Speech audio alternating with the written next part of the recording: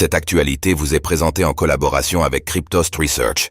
Ayez un temps d'avance sur le marché crypto en rejoignant notre communauté premium. Chute de FTX. La NBA poursuivie pour son partenariat avec la plateforme déchue Voyager Digital.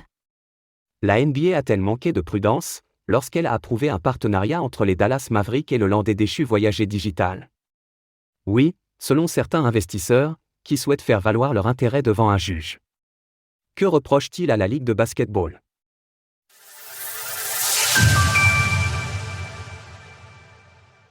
La NBA est poursuivie pour avoir fait la promotion de Voyager Digital. C'est encore une conséquence de la crise de 2022, qui avait vu la chute de nombreux acteurs crypto, dont FTX.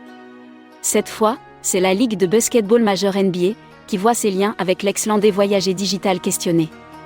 Elle fait en effet face à une proposition de recours collectif de la part d'anciens investisseurs.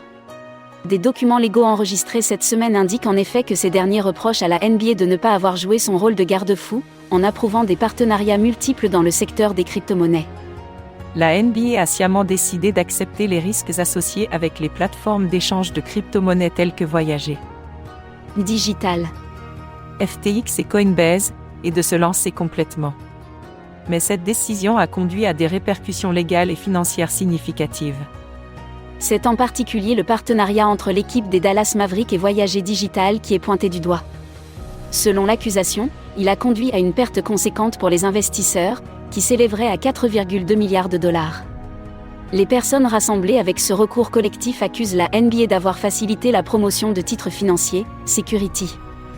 La promotion des titres financiers non autorisés de Voyager par la NBA la rend responsable pour tous les dommages qui en ont résulté. Encore, la faute à FTX? Par ailleurs, l'action en justice note qu'un moment déclencheur a été le partenariat avec FTX. À l'époque, la plateforme d'échange signait en effet des partenariats de sponsoring à tout va dans le milieu du sport. Est notamment pointé du doigt le partenariat avec le stade de basketball des Miami Heat, qui avait été renommé FTX Arena pour l'occasion. Ce choix a depuis été vu comme un symbole de l'apogée de FTX et de l'influence que la plateforme avait à l'époque. Selon l'accusation, la NBA aurait donc dû être plus prudente. Des preuves révèlent désormais que la NBA n'a pas seulement été gravement négligente dans son étude de la proposition de partenariat Voyager/Maverick Global Partnership.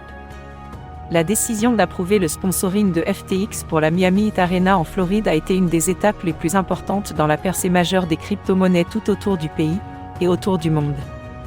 Pour l'instant, le recours collectif n'en est qu'au stade de proposition. Mais il montre bien que 16 mois plus tard, toutes les conséquences de la chute de FTX sont encore en train d'être déterminées. Source: Courte Listenay.